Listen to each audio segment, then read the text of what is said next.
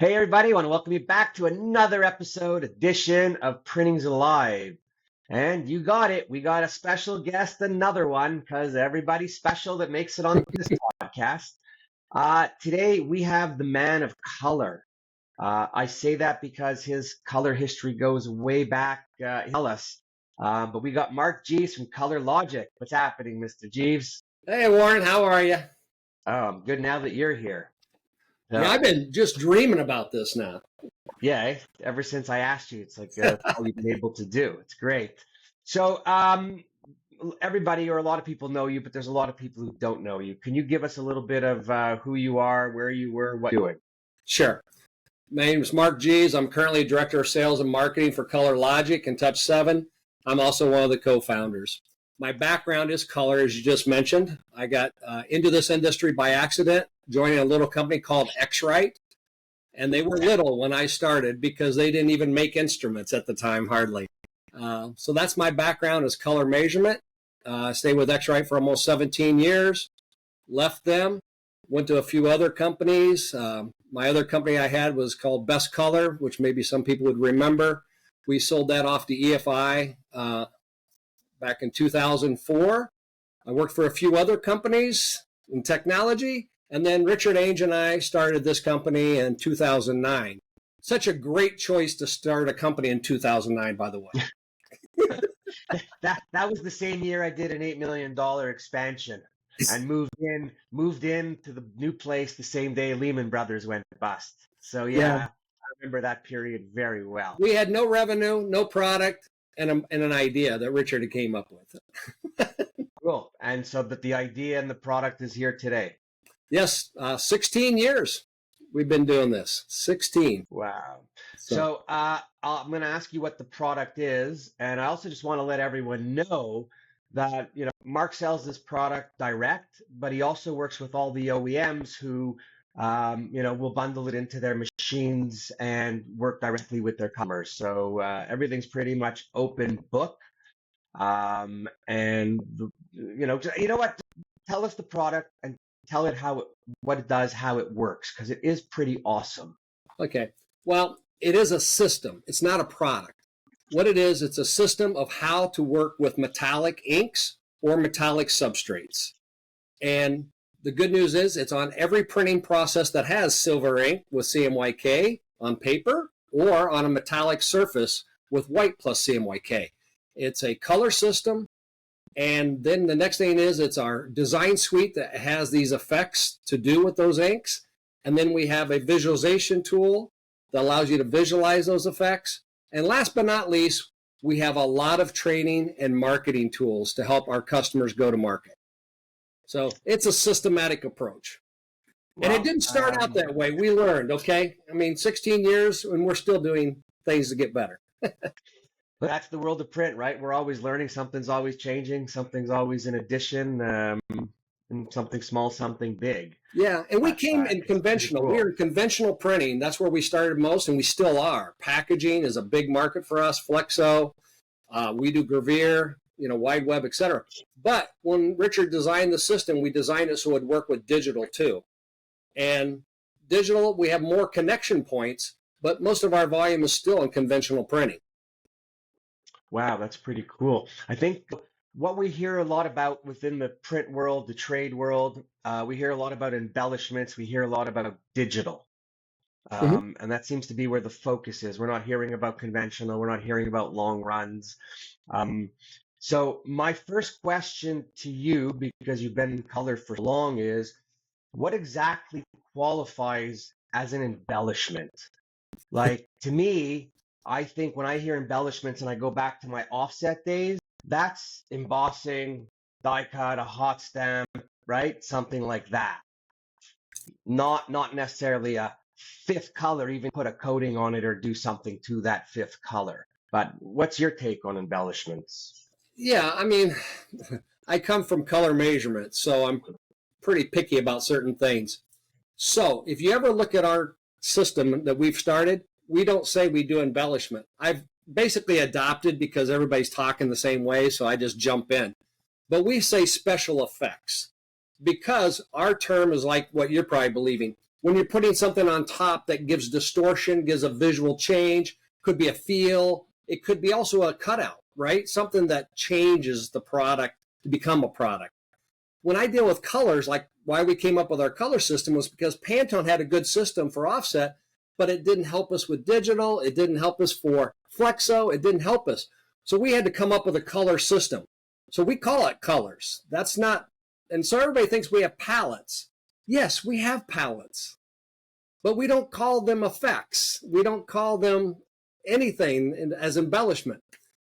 What we do is we take that white and the silver and we use that as an underlay in our technology, and I think we're the only people doing that today, that creates an optical illusion.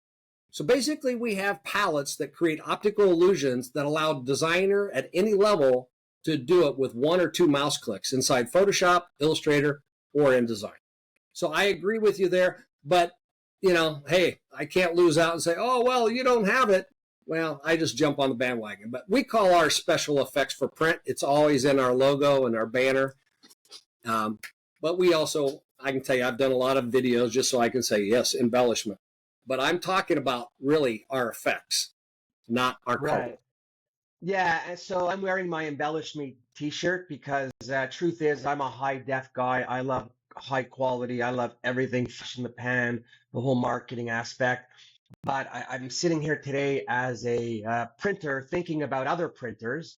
And I find now that there's a lot of talk about embellishment. There's a lot of pressure on people for the embellishment or to invest in it. And, you know, it's super expensive. So I just want to make sure I try to put out some good information, talking to different people, so that the people that are thinking of potentially getting into something have what to think about and ask all the right questions, right? Yeah. Because there's no runway anymore to make expensive mistakes that are either $7,000 or 700 grand. We don't have it. Yeah. But let me ask you, why do embellish matter in today's marketplace landscape?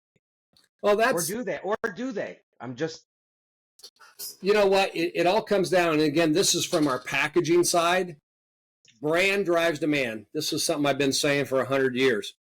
And when we would go to the brands, big or small, what we found out is every one of them wanted differentiation. They wanted a wow factor over the competition. The next thing they asked, though, was pretty funny. They go, well, it has to be economical. Well, that sort of goes the wrong way. And then the third thing was faster time to market. And some of the times we're dealing with brands who might have a 42-week cycle to get to market. Well, okay, that's one thing. But when you're in digital, your cycle's a day, an hour, 3 hours. So, yeah, it's all over the place with regard to that. But brand. And it can be also a brand, could be a wedding, could be the mother's invitation. It could be the bar mitzvah invitation. It could be the graduation announcement, right? That everybody has a brand today. And that's the other thing is, it's not just about, no offense, I've been in this industry a while. I'm the target market, as I always say, for retirement homes and maybe a few other type of homes. We got to remember that the buying power is now the millennials and the Gen X. They don't like anything if somebody else has the same thing. And I got 2 of them. So right. The idea is now digital opens up some neat applications for niche marketing for that market space. You know what? Silver and gold. I mean, Burl Ives back in the old days. If you remember that, silver and gold, silver. Yeah. Guess what? You know, that's not what the world's about. We have 924 colors with our system now. How many? 924 using a silver ink with CMY on top or on a metallic stock. Why? Well, we came out with 250, and then all of a sudden, everybody said, well, you've only got 20 golds. So what do you want more of? Oh, we need more golds. Oh, so we added 30 more. And a play on words, we now have 50 shades of gold. Some people might use that. My wife's the president, so she likes to say that one. Right. She's allowed. Yeah. But then all of a sudden we went in and we started talking to some of our larger brand clients, and they said, Mark, we got to have more earth tone colors. And I go, what? Well, again, they were playing on the millennials and the Gen X's. They needed those metallic colors that didn't conflict with their CMYK process colors or their spot colors. They needed something more earth tone. It fit into that market. So we have 924 colors because that's what brands want. And we're seeing it being used. That's a lot of color. So explain to me, for the people that aren't might not understand, people will get your system, and how do you get those colors? Sure. You know what? And I'm glad you bring this up because I got to tell you, I have little booklets that actually have, we used to call them color keys in the days. I actually have a book. We print silver base, but we don't flood the silver. We screen the silver. And then we print cyan, magenta, yellow, and black on top. And those CMYK inks are translucent. Black is not as translucent, but CMY, they're transparent and translucent. So anything underneath them shines through. And so that's the idea, is we print silver first with CMYK, or on a metallic stock. We screen the white if we're doing an effect. If it's a color, we don't. We just put CMY on top. And we put small percentages of it, or the right percentages, to give a luster. So just because a lot of people will take a Pantone book and try to print on top of silver, that will fail miserably because it wasn't designed for it. Not because it's a problem of Pantones. It wasn't designed for it. Yeah. Most people don't know silver ink has 30% black in it. That's technical, but guess what? You print more silver down, guess what happens? It gets duller. Wow. And okay, so and you said you have an online visual tool. Yeah, you know, about a year after we started the company, I'd go into people and we were trying to use Inkjet to make proofs. And we got close. It's what I call an effect proof. It wasn't color accurate because ICC profiling, you hear all that stuff. If you're in the print industry, ICC and metallics means I can't calculate. It don't work. And if you doubt, I wish I knew that before. That's so good. And if you doubt that, I'd be happy to talk to you offline. Yes, you can measure it, but what the heck you do with it, I don't know. That's another issue. So that's what it is all about. So the one thing about when you deal with metallics, you need to print your color charts or your swatch books off the press to be color accurate. So yeah. So do your customers then and take your files and make color swatch books? Yeah. And just because at your age I got you a big one, you know, they print big swatch books or small swatch books, chromatically aligned, monochromatic, all this fun stuff. But then they hand that off to the designer. And now, since it came off the press, if color management really works, if calibration and printing the color charts and keeping your press calibrated really works, G7, everything else, then guess what? These colors will be reproduced again. So yeah, it's a color accurate system. Comes off the press. Wow. Pretty cool. But again, that's not the solution. The solution is these effects. Right. Wow. So that's pretty incredible. You could take a silver or a gold and have whatever, your 50 or 100 variations of color. We don't use gold. Oh, you make gold. Yes.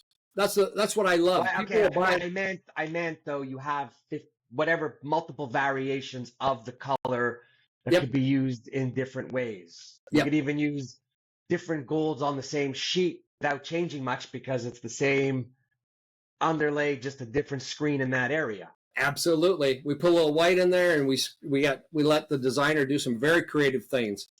Yeah. But the nice thing, what I did bring up is, you know, about gold. We're not against gold. We just use silver to get there. And it is interesting that you see so many people in digital think they have to buy gold to produce gold. Whereas offset guys sort of look at you and go, what?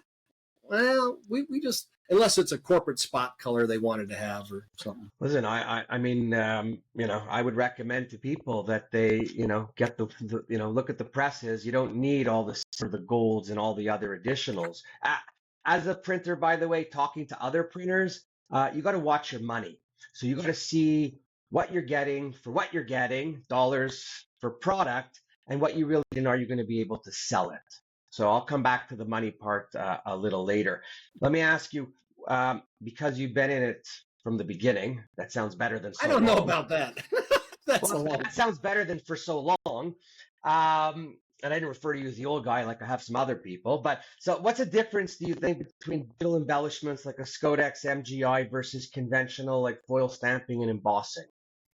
Say that one more time, because I always like to be clear on these. What's the difference between digital embellishments, the Scodex MGIs, versus going and doing them conventional with foil stamping and or like embossing? Well, it's sort of interesting. Obviously, digital, like you're talking with the MGIs and the Scodex and the Duplos and others, they give you a lot of versatility. I mean, they got the ability to control the thickness and those kind of things, and that gives you more tactile effect, et cetera. And they're doing foiling, et cetera. When you get into conventional printing processes, they can't simulate that very well. They can put a varnish down, they can put something down, but they can't get that height. And if they, so there's a limitation there. So a lot of times what's interesting is all of a sudden you see it done on digital, but can that work be switched over to a conventional printing process? That's not if you've got the raised. Well, the other thing is, even if you could get the raised, I guess you'd be slowed down in finishing because of all of that. Like, I don't think people recognize, can't speak today, but I don't think people realize when they're getting into digital and embellishments, and maybe they're buying a small knife, if you've got 17 or 20 microns or 40 microns on a fish, you could only cut 100, 200, 300 sheets at a time. So if you've got a decent size order, better factor in all that cutting time because it is slower. And I do think that you probably end up smashing a few of them. They don't come out perfect, right? Whereas the conventional, and it's a lot faster and it just moves a lot quicker.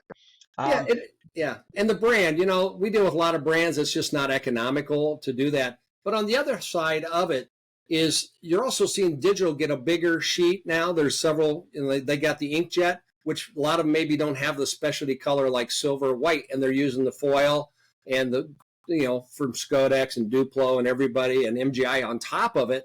So that opens it up because those are wider engines. They got more sheets they can pass through, more things versus a 1319, for example. Yeah, for me, and again, I love the color, the shine, the bling, and everything. But as a printer, I see the digital embellishments in the small to short run market only. I think if you have a product that you're going to do packaging, whatever, and you want it to go retail, you just can't afford it, right? Nor can you afford the time it takes to do all of that if you have some volume. Well, and like I told you, wow factor, economics, and then the third one is time to market.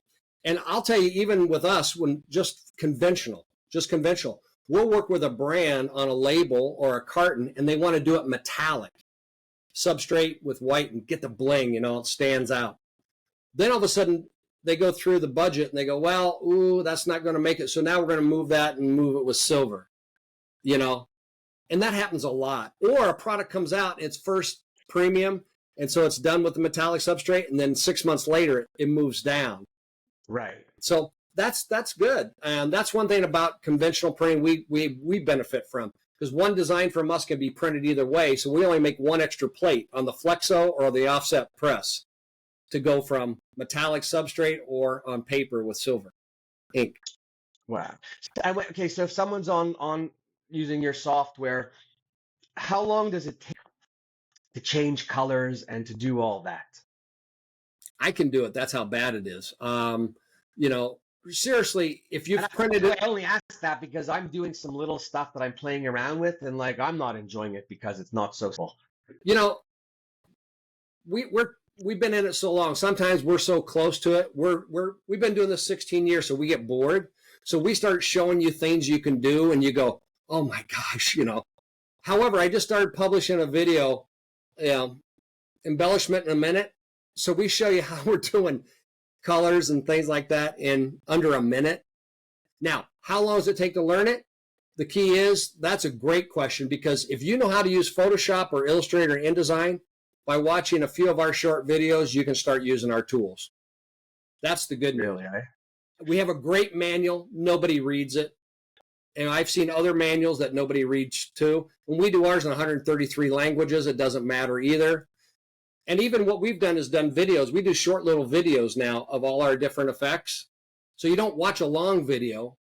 You don't spend an hour. You say, here's 3 minutes. I want to do it. And we give them tips and tricks. And we found that to be very beneficial. And then we actually do subtitles underneath that in 10 languages. See, that's the other thing too. We all keep thinking, and one thing, I've been to a lot of conferences, and I went to Drupal last year where you and I talked about this. There's a lot of people who don't speak English natively. And that's one thing we started from day one. Everything we've done has been in 7 languages. Now with digital, all these tools available, we're doing translation in Google Translate. We're in 133 languages. Even when I used to pay for it to be done by somebody and I didn't know if it was right, I still don't know if it's right, but we're trying. Yeah, and actually there's some AI that's good for translation other than maybe Google. Yep. Right. But we're using those new tools too. Yep. Yeah, no, I think it's important, and unfortunately, everybody has short attention deficit disorder.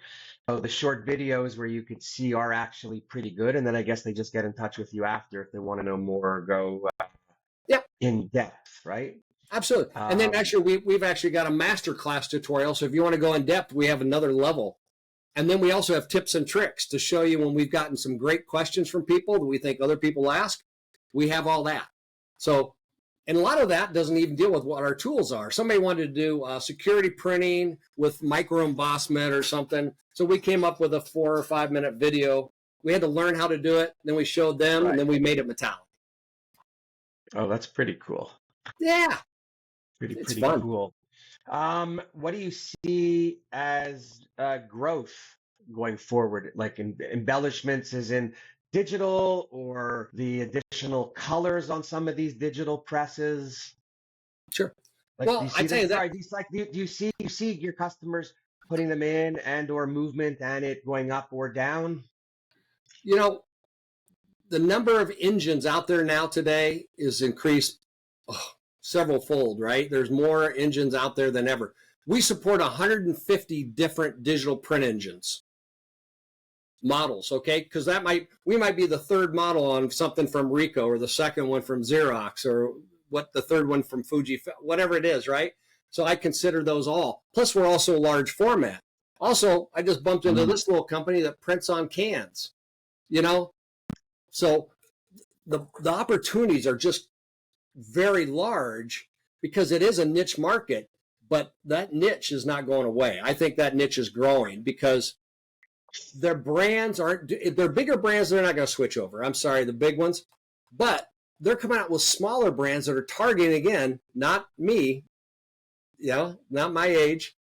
They're targeting the Gen X, the millennials, and that type of thing. And now they can come out with shorter runs, which plays into what you just said about, hey, and how about trial markets? Digital lets brands try a trial market. Absolutely. In a region, in a country with all the language issues, that people don't even think about in the U.S. No, I think digital for that is great, and for change ups and whatnot, but I don't think digital's great for the end consumer market when you've got volume stuff. It's good. The packaging, not at this stage. The packaging, the turnaround, everything involved is too much. Yeah. Right. And that's not going to change. So what we have seen, by the way, just so in relation to that, we're seeing on the flexo market that it's going hybrid. So what they'll do is they'll take a foil unit in the front or a flexo white, and they run into a digital so they can use some of the variations that digital provides. So we're seeing hybrid come up quite often now in that market. And we're also seeing it on an offset with foiling units. So they're in the front and printing on top. Yeah, no, that's cool. That's definitely a good way to go. And it's economical, right? Yep. Especially if you're doing, your 100, 200, 300,000, thousands of boxes and silver on there. Yeah. That's pretty cool. So, okay. So I wasn't going here yet, but I'm going now. The gear and the investment. Okay. What does your software cost the average company? Sure. The average we sell, our pricing at retail price is $8,500 to $10,000. You're all in. Lifetime license, lifetime site license. Sorry, no annual licensing fee? After we built 2 years in there, and after that, we charge a maintenance fee of $525, which has been the same amount since we started the company. For the year or the month?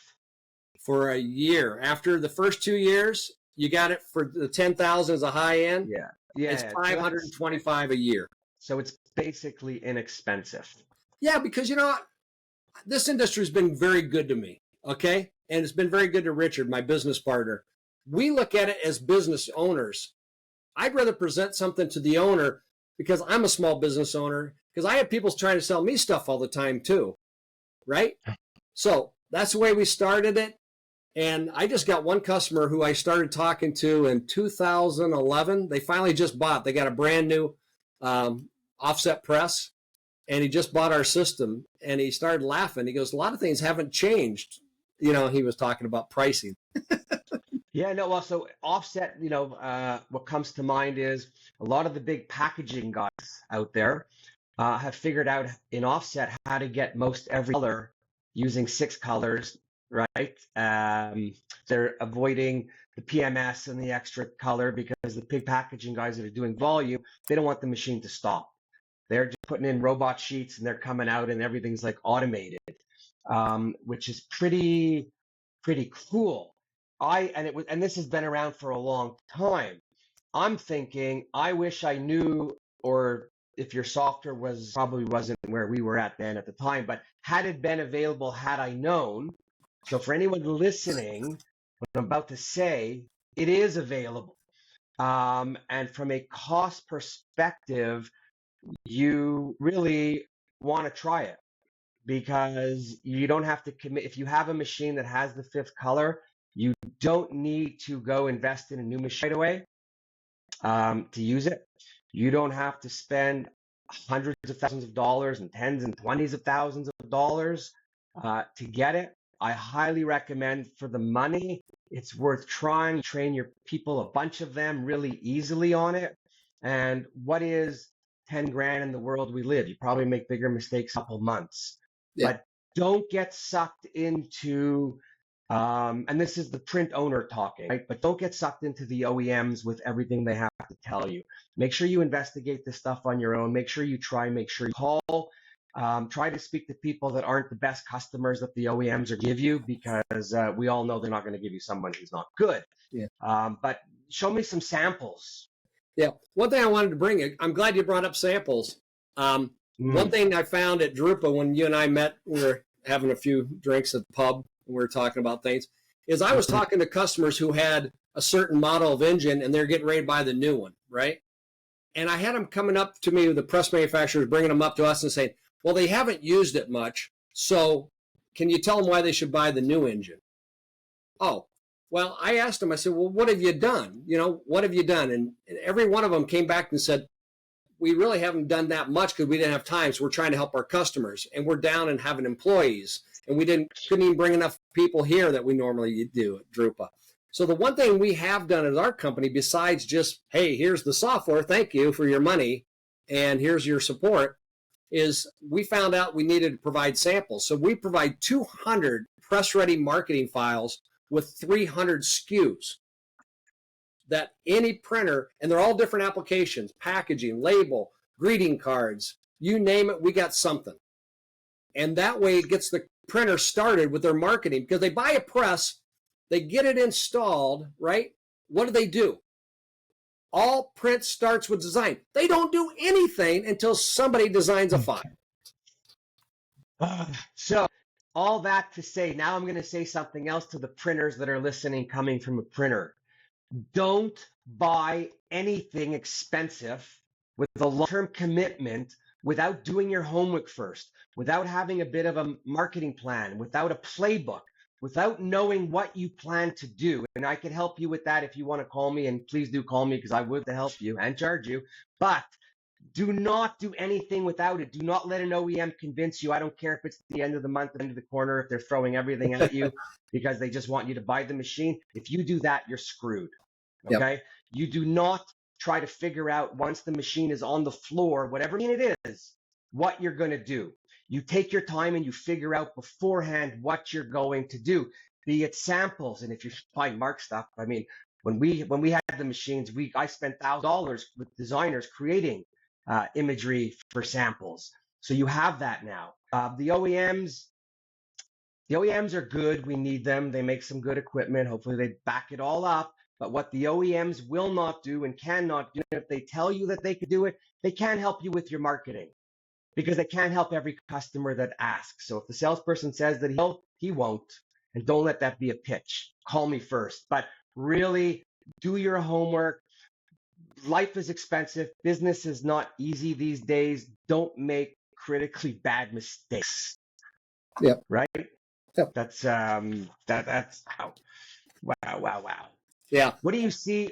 And that's the feedback we got from the printers, right? They needed samples, and they do need education, they need training, all that. However, if you don't have something to drop off, you don't get in the door. Everybody asks, there's one thing different about ColorLogic than maybe the press manufacturers, okay? Besides, we don't make presses, and they don't make software, hopefully, right now. Who knows? But what happens is we call on brands. That's how I started the company. This is my envelope. This is my newest one. Now, I can tell you this. They do not forget the envelope. They remember the envelope. I hate it when I have to use some of the plain folders I use, so I actually stick a lot of labels on the outside to get people excited. But what happened is I did my first envelope. I had a beautiful label on the front. It was a white envelope. I had a beautiful label.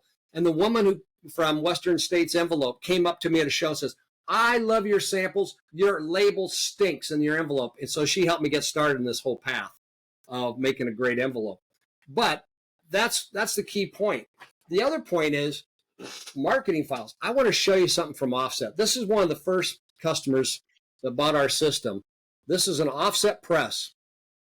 So this is metallic substrate with white. Sorry, can I ask the manufacturer of the press?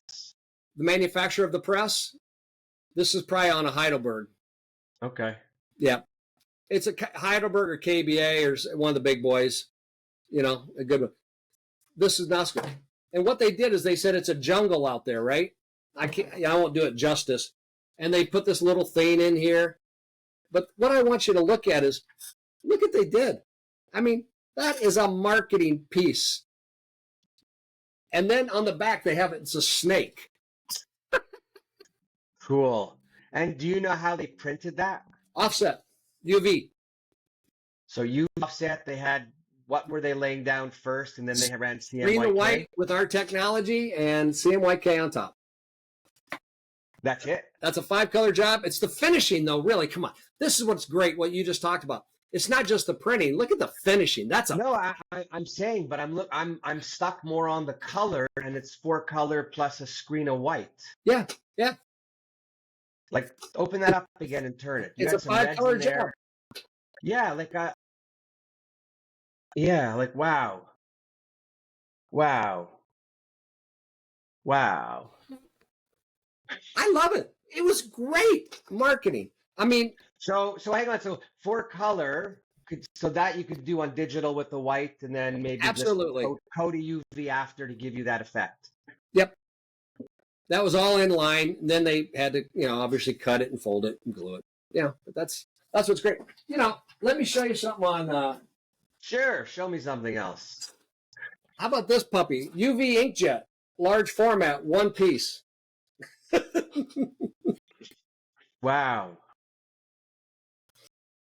Right? Wow. It looks like it's got dimension to it, right? Everything. That's just one pass, white plus CMYK on a metallic stock. It's amazing because we used to print on some of our machines metallic stock when we were doing the acrylic face mounts for photographers. Yes. You know, what's amazing is what happens when you lay ink down on some silver. Well, yeah. And look, this is where we used digital before we did something for the Reels thing. That was done on a digital press. Very simple, very elegant. Wow. How about this puppy? This is done on a 2-pass on a digital press 12 years ago or 10 years ago. Because the white was in the last unit. The white was in the last unit. So we had to pass it through to get the white. CMYK. We had to run white first and refeed it through the press. So it was a 4-color unit, the press, and they changed 1 or 5 units? For whatever reason, when they started, the white was always at the end. You couldn't put it in the first unit. After they talked to us, it's now in the first unit. Switch. But look at that. Wow. I tell you, it's amazing what's out there. Yeah, Yeah, when we used to do different things, and I say it all the time, we used to make samples and send people out into the field, not to ask for quotes, just to drop stuff off. And if you're listening, two things happen when you drop off samples. Number one, the people get to know you, and number two, they will remember you because they keep it, especially when you know your competitors are doing nothing. yep, So you could always be one step ahead of the other printer by dropping off samples until they all get smart. In our industry, we're not that quick to get that smart so fast. yep. So you got some right there. This is one of our customers. I don't think he'll mind, Charlie. This is their color book. The thing about it, we let them print their color book, so our name is on it, but it's their system. So they put their name on it, and that's done. This is with the silver ink, by the way. This is a high volume, high pigmented silver ink. So basically, anyone who buys your system, and if you're listening and you go into the system through him or through the OEMs, don't mess around. Go make a sample book right away with your name on it and let people know what you could. By the way, we give you the layout. All you have to do is cut it. And you give the layouts. Yeah. All the packaging files, everything else, they're all set up for XY tables or die cut. So what don't you do for the customer? Our team does a great job. Not me, but Richard and his team do a great job because he came from pre-press and design and printing, and he knows what printers have time for. Nothing other than to help their customers. So we're trying to help them not only do that, but then take what that press is capable of doing and showing them what's possible to drive new business with higher margin. Because if you're, it's like this. I tell everybody who buys a brand new digital or conventional press, if you're not going to change what you did, you're basically driving home to the office, right? So why did you buy that? If you're just going to keep driving from home to the office, you're not going to get lost. Where we come in, we're like an Uber app, right? We're the little app that you can give it to any designer and they can start feeding your press more. And guess what? They just get in your car and they're going to drive you because they did the design. You just do what you do best, drive that car. Wow. Do you have competition out there? Everybody got competition. Okay, so who's your competition? And then I'll ask another question. There are designers who can do what we do. I don't think they can do it in the time we can do or the predictability. Okay, but if there's designers who could do what you do with what you have set up, no one could do it as quickly then, even if they're using your system. I can just tell you this. We have some of the largest brands in the world using our technology. And if they could do it faster without us, they would have. And then we also have some of the smallest. I can tell you, when you want to add metallic into an image or some of the things we do, it's 1 or 2 mouse clicks predictably. But more importantly is it's a system. So we print our color charts and that test form thing I showed you, right? So basically on 3 sheets on a digital press, I characterize that digital press. So you calibrate it, print those 3 sheets, give that to any designer, and they can start designing for that press. And they'll get those results if it worked on the test form. I call this our test form. I should have called it our effects test form. But if you I printed it bigger for me because I'm old. But basically, if these effects work off the press, you can give this to a designer, and when they want to do dimensional effect, it'll work. So we did a lot of designs for trade shows. I don't want to go into individual brands, but do you see that clock back there? I do. The calendar? We made that and we sent it to the printer. They produced it without making a proof. They just went and printed it because we had already had the sheets from their press. We do this with our partners all the time. I went to a show with one of our printing press manufacturers. He was a little scared. He was putting a new press on the floor. Hadn't seen it yet, just landed, going to a major trade show. And when we started printing at the show, guess what? He goes, I didn't believe you. I go, wow. It works. It works. Wow. But we did have FX Viewer. We were viewing the files before we were printing them. Yeah. No, well, you have that. Like, does Adobe have anything in their suite that does this stuff? Adobe, well, you know what? Adobe Illustrator and Photoshop, what we do, they don't do yet. But what happens is we want people to use what you can do inside of Illustrator or Adobe. Like if you want to create all these layers, we have a guy with Marvel Comics that creates 250 layers. We make it metallic with one mouse click. So we love Adobe. They're a good partner. Wow. Wow. But you know, who Maybe knows what they might come up with. maybe I could broker a deal between you and them. You know, we could talk about that later. Yeah. That's Yeah. so I want to go back to printers. How many printers do you see that buy your software or receive it through the OEMs that don't use it? You know, it's hard for us to tell because once they have our system, they have it, right? They don't have to talk to us. I mean, I got customers that do renewals of the maintenance now. I got a lot of them have been 15 years, right? A lot of them 13 years, Wow. 12 years. So I really can't answer it properly. I will tell you this. I personally follow up with everybody who orders a license, whether it's from the OEM or us. We send them a handwritten card. Then I follow up with them an email, and I introduce myself, and we're here to help you. And I got to tell you, it's amazing how many of them don't respond. I was shocked, quite frankly. Really? Yeah, I'm amazed. And this you're sending to the owners? To whoever we were given by. Now, if we sold it, we know who the owner is. When we're dealing with the OEMs, we might not know the right person. But I'll tell you this, I've got customers I've never met who have been using this for 13 years or 14 years. Wow. Yeah, I'm just a little bit of awe when you send a note like that, nobody responds because if you're one of those people and you don't respond, all you're doing is hurting yourself going down because you're not making for a great relationship. 60% of our business is outside the United States. And I can tell you, people in Latin America, when we send a thank you down there, that's who we get a response from. Thank you. That was very nice. By the way, the card is embellished. We I hope practice so. Even our letterhead is metallic. That's the one thing I can tell you. Practice what you preach. If you're a print owner, I've been to, and like you probably have too, Warren, I'm sorry if I'm preaching, but at my age, I got more road behind me than in front of me. If you're a printer and you've invested, use it for yourself, for your own files, for your own business card. And if you don't have a business card, please print one and don't do it at Kinko's. I'm sorry. By the way, I can't say PIP because we have 3 or 4 PIP printers doing our technology. Right. But we don't have any Kinko's yet, so maybe that'll come. Who knows? Well, now Kinko should be. No, but you know what? First of all, there's, you say business cards. So, we happen to know from Tactful Serve that the #1 use for embellishment is business cards. I don't know that I would build a business around business cards anyways, because you still need a lot of orders even to get some profitability. But if you are a printer, and I've seen this lately in a lot of places, and you don't have a business card, you should get out of the business. You should be ashamed of yourself. You're doing an injustice to you. You're doing an injustice to, listen, it's everywhere.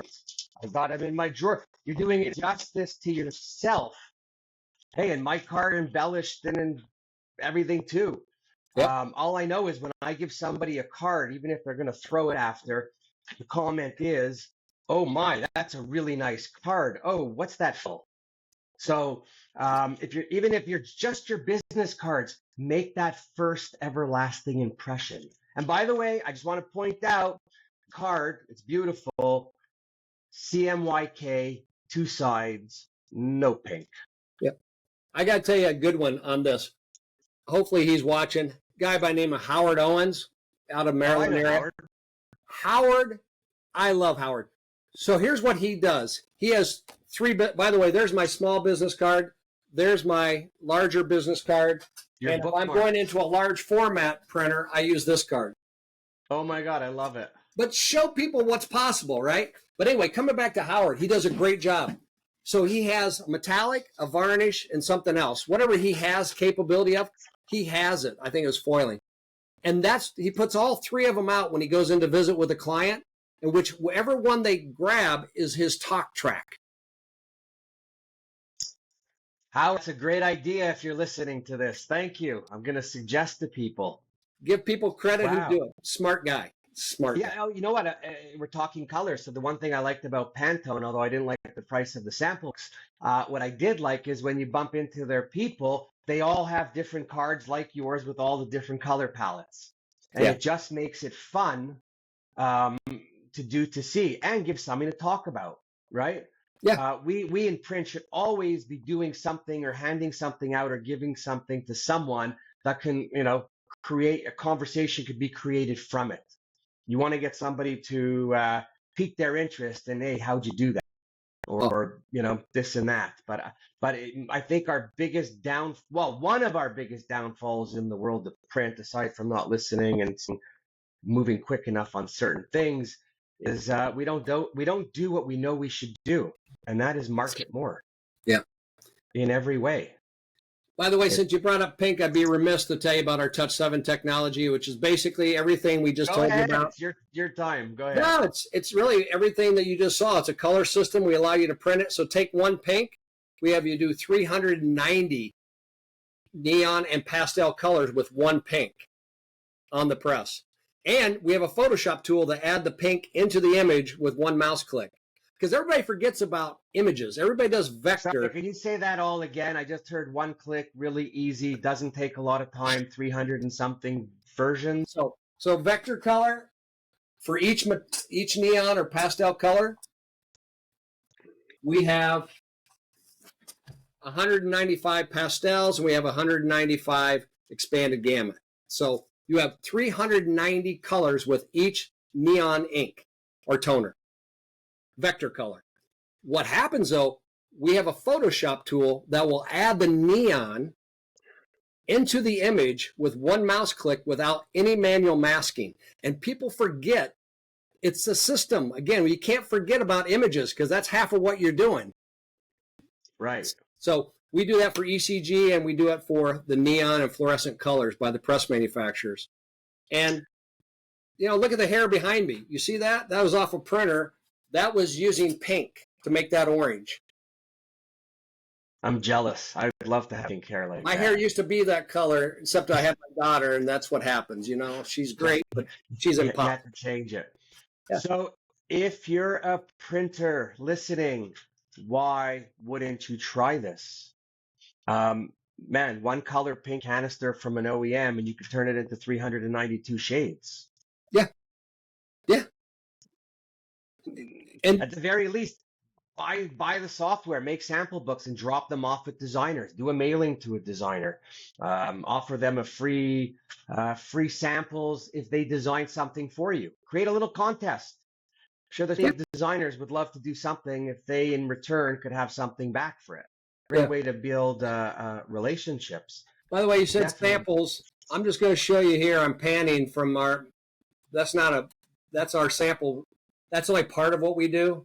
That's your sample basement. That's my basement. But the one thing I want printers to not forget about, you're helping your customers with campaigns. Don't think of this, cut sheet device if that's what you just bought. Think about the large format, because when you want to sell them the label or the carton or the wedding invitation, you want to sell them the POP too. So this is on a large format. What kind of large format press? UV inkjet. Large format UV inkjet. Metallic stock. It's actually a vinyl. I adhered it to a stock so I could, make it cheap. Would that be like a Swiss Q? Could be a Swiss Q. Could be anything from EFI, the Vutex, those kind of engines, AGFA, etc. Yeah, I just think of Swiss Q because I've seen a lot of stuff and they're pretty much on fire with the embellishments and colors. They're the one that did the calendar up there for me. So they're doing a good job out there.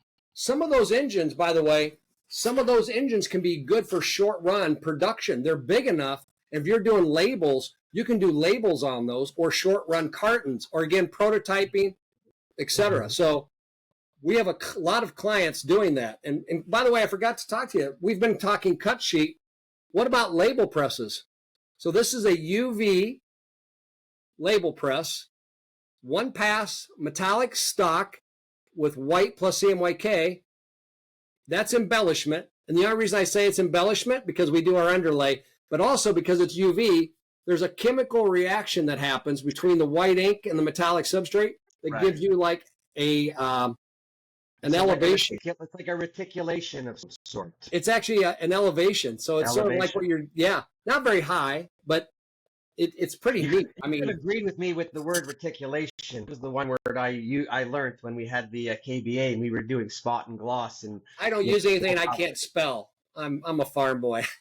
actually that's fair. That's yeah, fair enough. I don't know if I have to spit, it would be that easy. I'd give you the phonetic version of it. By the way, this is one thing we did too. We did magnets one year. We put this onto vinyl and we adhered it. And I thought it was a great idea. And I kept going around to the trade shows. Like, here's a certified press. Everybody's gone to plastic on the presses. So now I got to go and get something else. Yeah, really, eh? Well, it's kind of like the fridges today don't take the same magnets that they used to, or any. You got to Not put at them on the all. side because everybody's gone with that silver aluminum or whatever it is. Yeah, yeah. But it's pretty Yeah. good. Well, like I said, there's so many things. And again, it's large format. It's great what's going on there. They're adding, like you just said, Swiss Q and others. They're coming out with other inks. But they also have the ability to do, a lot of them now have the ability to add texture to those printouts. You know, several of them do. And they also have the ability now to put a matte or a gloss. Right. So it's pretty, let's put it this way. I'm not bored. I'm not unhappy. And every day we wake up and see what has somebody developed with inks or something. And we go and say, how can we help the designer and printer get there predictably without having mistakes or waste? That's our goal. Yeah, no, I think in very interesting times. There's a lot of technology that's coming out, that's going to change and keep coming. I love it all. I just worry about the print owner, print company, making the right decisions and then doing the right things after the decision's been made. If the decision was to purchase something, if your decision was not to buy, nothing to do but just go back to your business, work on it, and figure out how to make it really good so that when you are ready to buy, you know move ahead. If you are buying, it's a hard thing for me, to the printers. Have a plan beforehand. Have a marketing plan. Have something where you know what you're going to do. Why? Really simply because when that machine comes in, no matter how much money the OEM threw at you at the last minute, get it in before the end of the month or the quarter, right? When it's in on the floor, that monthly bill comes around really fast. And when you don't have an order or any revenue that's come in as the next bill comes, that's when you start to feel that. And when you start to feel that, then you're not thinking rationally anymore. And every decision you make after is going to be catch up or survival. So don't put yourself in a survival mode when it comes to embellishments, colors, or any equipment. Know that you need to have a plan. And for that, you can call me. Yeah. And I agree with that. I can agree with it. And the other thing, too, is when you put the press in, don't let the manufacturer walk out until you start printing samples for what the press can do. Don't sign that sheet no matter how much pressure they put on you, because until you sign that sheet, you are in control. After you sign that sheet, I hope you have a good relationship with them. Yeah. Because you're going to have a 5 or 7 year lease, right? Yep. It should be good. Yeah, so we're going to do this again just because we're running to the top of the hour, and there's so much more to talk about. Additional colors and metallics and embellishments and selling it and then charging for it and all that stuff. But I just thought that it was important to get you on the show because your software is really cheap, not cheap, but inexpensive compared to what the next level of investment is. And I really think that people should be looking at everything and making really smart, educated financial decisions. Yeah. Well, I appreciate it. And like you always should do, is I just want to say thank you. And by the way, this is the thank you card I send to our large format customers who buy, because you send it to them for the printing process they purchased. Yeah. And by the way, when you reach out to them and they bought a machine, they feel good. They're being noticed. Yes. Yeah. Well, I appreciate it. The next step is to be noticed by their customers. And then that also just quickly comes down to your salespeople. You know your salespeople. You know the ones that are going to be good at it, that could talk it. Don't let the ones that are not good with it go out with it, talk about it, and destroy it. Make sure you keep everything at the highest level of quality, deliverability, service, help, call it what you want. Just make their experience great, and that will keep them coming back, because what we want to do is charge more for everything that we do, right? To Yep. make money, you could spend money. And if you're making money, you could buy Mark stuff, no problem. Yeah. One thing my customers tell me, and it's the ones I know very well, what they say is, we lead with you. But he goes, it's amazing how many of our jobs just turn out to be regular CMYK jobs afterwards. But you got us in the door because going in and saying, I'm a quality printer, just in time delivery, I got great people, da, da, da. Guess what? Those are all check marks. Those people who don't do that already are gone. Well, So those the are good given. news is you got to differentiate yourself. And I don't care how, but our industry needs it. And we need young people to come into it. So, get into those schools. If you're having a hard time finding people, go to the design school and hire a designer to come work at your organization, because they're starving artists.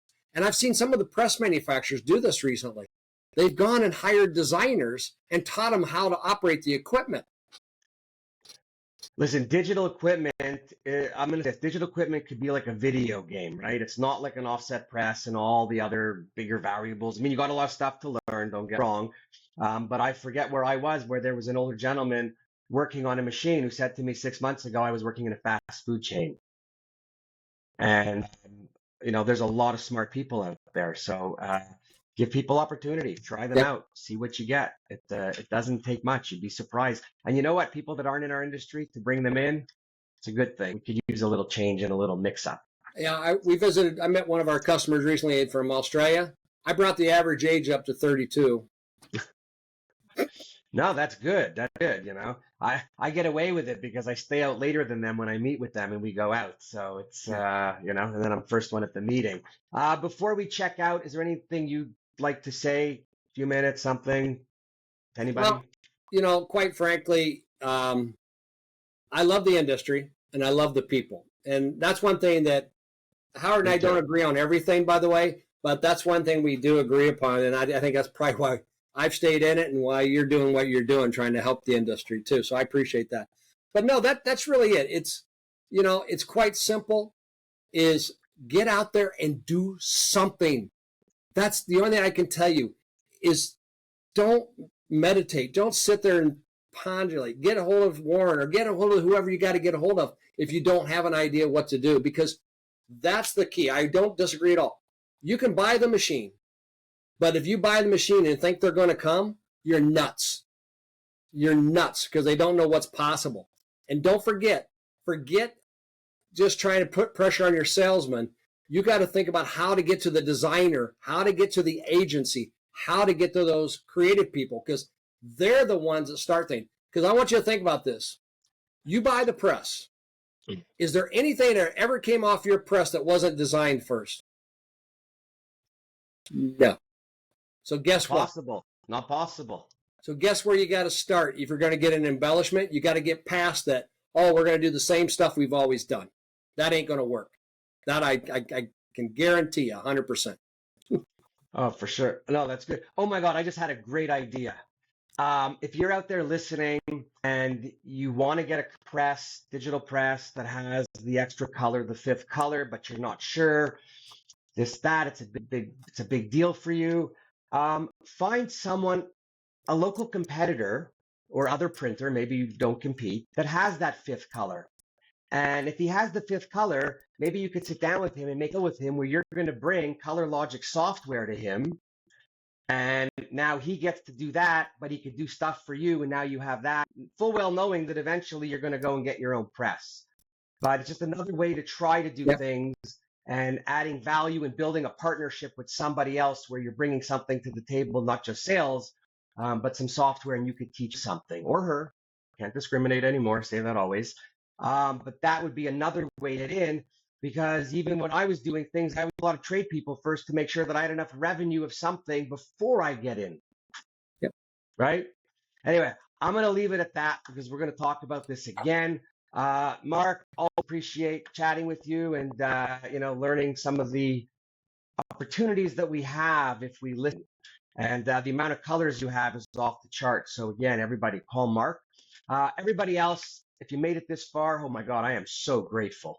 If there's anything that you want to hear, let me know. If you want to be on, let me know. If you want me to talk to someone else, let me know. All I can tell you is love print. Can't get out of it. Best tree in the world. Everybody needs us, whether they like it or not, right? So selling should be easy if you're passionate and you believe it. That's it for now. I love print, and we'll catch you on the next edition. Thanks, Mark. Thank you.